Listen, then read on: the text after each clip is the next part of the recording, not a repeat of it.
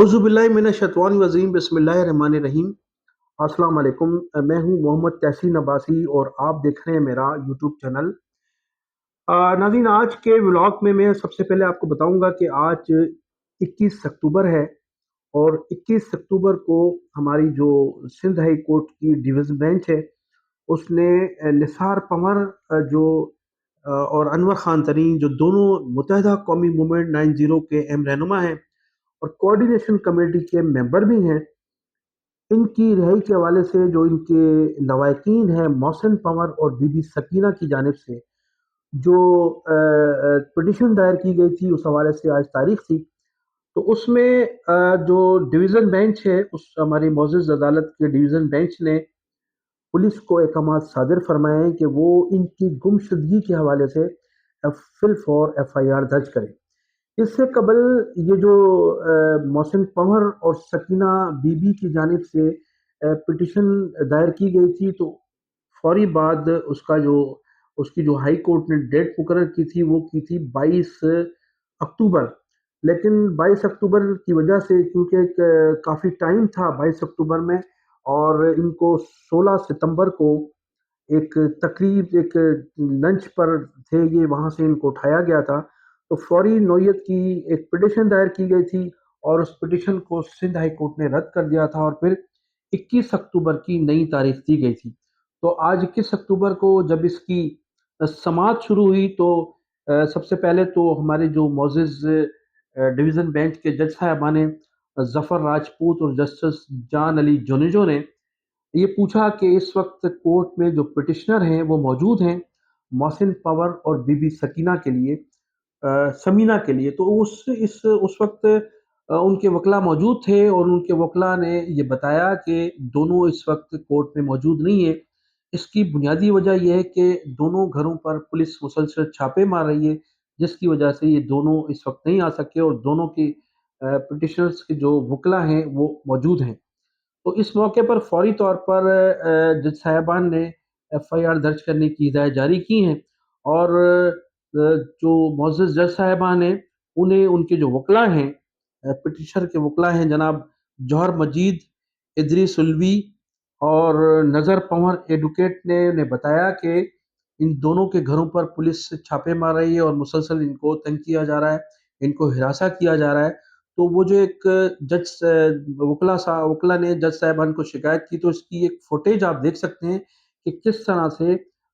निसार पंवर के जो साहबजादे हैं या उनके घर वाले हैं उनको पुलिस हिरासा कर रही है। तो इस फुटेज में आप ये देख सकते हैं। यार ये मास्क वास्क उतार दो भाई, फेस करो। एक इधर भी है, नहीं है जगह बेटा ऊपर आने की, सीढ़ियां जो लेकर ऊपर आएगा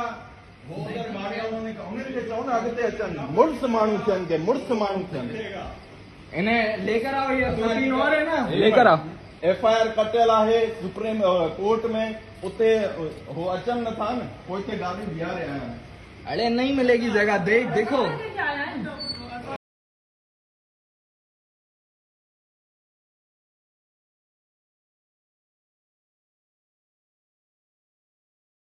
नाज़रीन, इनको 16 सितंबर को दोनों को उठाया गया था और गुमशुदा किया गया था, जिसके हवाले से ये पिटिशन दायर की गई है। और इसके साथ साथ तसलसल के साथ इनकी फैमिलीज़ को पुलिस की जानिब से हिरासा किया जा रहा है। आज समाअत के मौके पर रेंजर्स के जो वकला थे वो भी अदालत में मौजूद नहीं थे और पुलिस की जानिब से भी उनका कोई वकील पेश नहीं हुआ और इसके साथ साथ पुलिस ने जो है वो अदालत को बताया है कि इन दोनों को पुलिस ने गिरफ्तार नहीं किया है। तो अब समाअत जो है वो 18 नवंबर की तारीख मुकर्रर की गई है। अब देखना ये है कि 18 नवंबर को अदालत आलिया, हमारी मोअज़्ज़ज़ अदालत जो है वो कौन से फैसले सादर फरमाती है। तो नाज़रीन, अब मैं ज़िक्र करूँगा जो इस वक्त सिंध में ख़ास तौर पर बल्दियात में जो बड़े पैमाने पर अफसरान की तब्दीली का अमल शुरू हुआ है। पहले तो जो हमारे सूबाई वज़ीर थे सईद गनी साहब, उनको हटाया गया और उसके फ़ौरी बाद नासिर शाह साहब को वज़ारत बल्दियात का कलमदान दिया गया है और नासिर शाह साहब ने फ़ौरी तौर पर आते ही अंदरून सिंध के तकरीबन 1 दर्जन से ज़ायद जो टीमों से या जो मुख्तलिफ अफसरान थे ان کو ہٹا دیا ہے اور ان کی جگہ اب مبینہ طور پر ٹینڈر جاری ہوئے ہیں، جس طرح سے ہوتا ہے پوسٹنگ کے حوالے سے اور جس طرح سے یہ سسٹم کا حصہ ہے۔ تو اب نئے افسران جو ہیں وہ مختلف لابنگ کر رہے ہیں کہ کس کے ذریعے جو ہے پوسٹنگ حاصل کی جائے۔ تو یہ اب افسران کو ہٹانے کا سلسلہ شروع ہو چکا ہے، پھر نئے افسران آئیں گے، پھر 3 ماہ کے بعد پھر ان کو تبدیل کر دیا جائے گا۔ تو شاہ صاحب ماضی میں بھی وزیر بلدیات رہے ہیں، تو ہر 3 مہینے کے بعد وہ بڑی تبدیلیاں لے کر آتے تھے، اور تبدیلیاں لانے کے بعد لانے کا مقصد کیا ہوتا ہے وہ ناظرین آپ سب جانتے ہیں۔ اور اس کے ساتھ ساتھ سندھ بلڈنگ کنٹرول اتھارٹی اور کے ڈی اے میں بھی افسران کی تبدیلی کا عمل شروع ہو چکا ہے، اور کہا جاتا ہے وہاں کرپٹ لوگوں کو ہٹایا جا رہا ہے۔ تو اب جو نئے افسران آ رہے ہیں ان کی ان کو جو نئی تعیناتی ہوئی ہے، اگر ان کا بھی ریکارڈ اٹھا کر دیکھا جائے تو ماضی میں بھی انہیں کرپشن کے الزامات کے تحت ہٹایا گیا تھا، اور پھر اب انہیں دوبارہ تعینات کر دیا گیا ہے۔ اور اس کے ساتھ ساتھ جو سندھ بلڈنگ کنٹرول اتھارٹی ہے اس میں مختلف علاقے جو ہیں وہ ٹھیکوں پر بھی دیے جانے کا امکان ہے، جس قسم کی خبریں سامنے آ رہی ہیں۔ اس کے ساتھ ساتھ جو چند روز قبل ہمارے ایک یوٹیوبر ہیں جو کینیڈا میں بیٹھ کر یوٹیوب پر کام کرتے ہیں، ان کا یہ کہنا تھا کہ ناصر شاہ صاحب کے ایک فرنٹ مین کو اٹھا لیا گیا ہے۔ اب اس فرنٹ مین کے لیے کہا جاتا ہے کہ وہ فرنٹ مین جو ہیں وہ ملک سے فرار ہونے میں کامیاب ہو گئے۔ اب آج کل شاہ صاحب کے ساتھ ایک نئے فرنٹ مین ہیں جو ڈاکٹر عاصم صاحب کے بہت قریب ہوا کرتے تھے، چونکہ ان دنوں ڈاکٹر عاصم حسین جو ہیں ملک میں نہیں ہیں، تو ایک نئے فرنٹ مین ہیں فیضان راوت صاحب۔ ان کے لیے کہا جاتا ہے کہ اب انہیں ڈاکٹر عاصم حسین نے ناصر شاہ صاحب کو گفٹ کر دیا ہے، تو آج کل وہ ان کے ساتھ فرنٹ مین نظر آ رہے ہیں۔ اور ایک شہزاد میمن ہوا کرتے تھے فرنٹ مین، وہ بھی سنا ہے کہ خوف کی وجہ سے آج کل ناصر شاہ سے دور ہیں۔ تو اس وقت صورتحال یہ ہے کہ بلدیات میں بڑے پیمانے پر اٹھک پٹک ہو رہی ہے، افسران کی تبدیلیوں کا عمل جاری ہے۔ لوگ سمجھتے ہیں کہ شاید کوئی صفائی ہو رہی ہے، کوئی جو ہے کرپٹ لوگوں کو ہٹایا جا رہا ہے، لیکن یہ جو اب افسران لائے جا رہے ہیں، یا جن کے فیصلے ہو رہے ہیں، یا جو لابنگ کر رہے ہیں، یا جن کی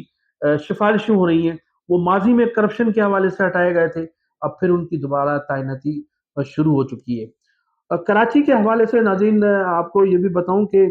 ہمارے معروف صحافی ہیں حسن نثار صاحب۔ حسن نثار صاحب کا کہنا ہے کہ کراچی شہر پاکستان پیپلز پارٹی کی نسل پرست حکومت نے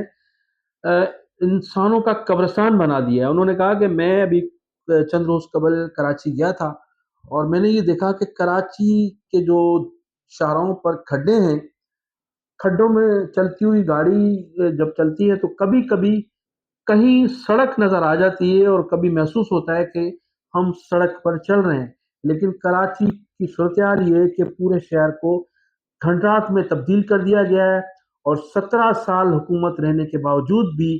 پاکستان پیپلز پارٹی کی اس حکومت نے اس معاشرت کی تعمیرات میں بجائے کوئی اصلاح لانے کے لیے یا کوئی نئی چیز پیدا کرنے کے بجائے اس پرانے کراچی کو بھی برباد کر دیا ہے۔ تو یہ حسن نثار صاحب کا یہ کہنا ہے۔ اب آخر میں آپ کو بتاؤں گا ناظرین کہ جو ملک میں اس وقت کرپشن کے حوالے سے جو باتیں چل رہی ہیں، اور نیب کے جو شکیل درانی صاحب ہیں انہوں نے چارج سنبھالا ہے، تو کچھ تبدیلیاں دیکھنے میں آئی ہیں، اور کہا جاتا ہے کہ رات گئے منی لانڈرنگ کے ایک اہم کردار اشرف کریم کو گرفتار کیا گیا ہے۔ اشرف کریم جو ہیں ہمارے ملک کی بڑی اہم شخصیت ہیں، ان کے بھتیجے بتائے جاتے ہیں، اور گزشتہ کئی سالوں سے منی لانڈرنگ میں ملوث رہے ہیں، لیکن کسی کی جرت نہیں تھی کہ ان کو